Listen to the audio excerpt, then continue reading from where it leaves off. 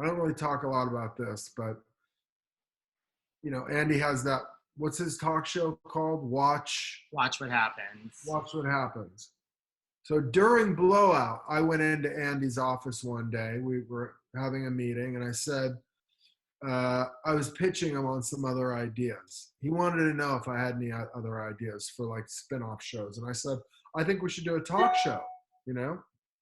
I think it would be great. Bravo doesn't have any talk shows. I think it'd be great. We could have all the Bravo talent. We're getting more and more. And by then they had already, by then they had already launched the first Housewives show, which I believe was Orange County. Yeah. And I was doing what's her name? But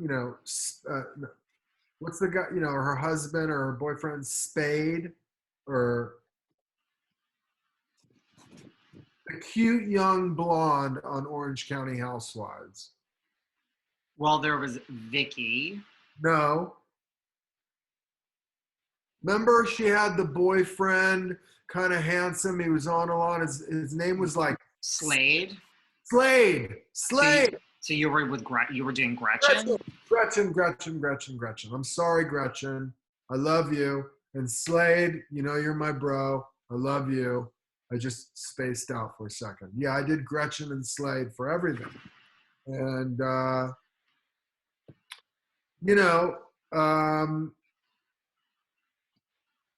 where were we going with this? I was saying before anything. Oh, you were talking about Watch What Happens.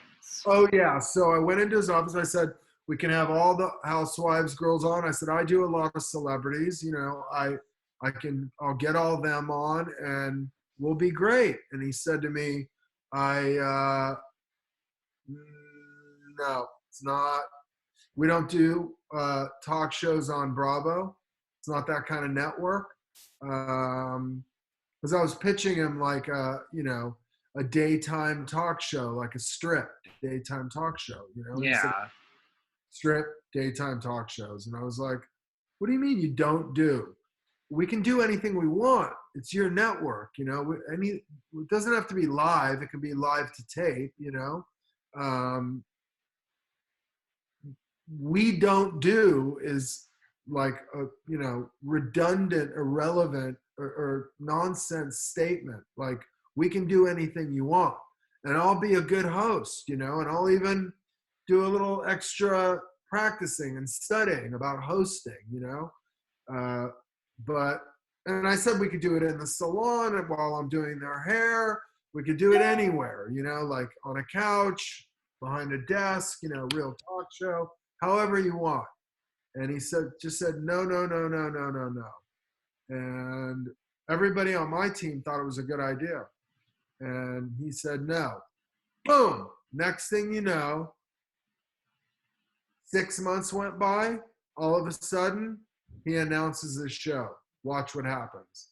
And not only does he announce it, but he puts himself in as the host, when, by the way, there's 5 million out of work hosts in the United States, right?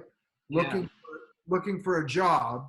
And, he could have hired one of them as the host, which I probably wouldn't have felt as bad about. But the fact that he was like putting himself in as the star, and even other network heads that I'm friends with, the Barry Dillers and David Geffens and, all my friends and clients were like, it's kind of ridiculous that he's putting himself in as, the host. He's not a host, and everyone even thought that in the beginning, that he was very rough around the edges. And he's obviously become better.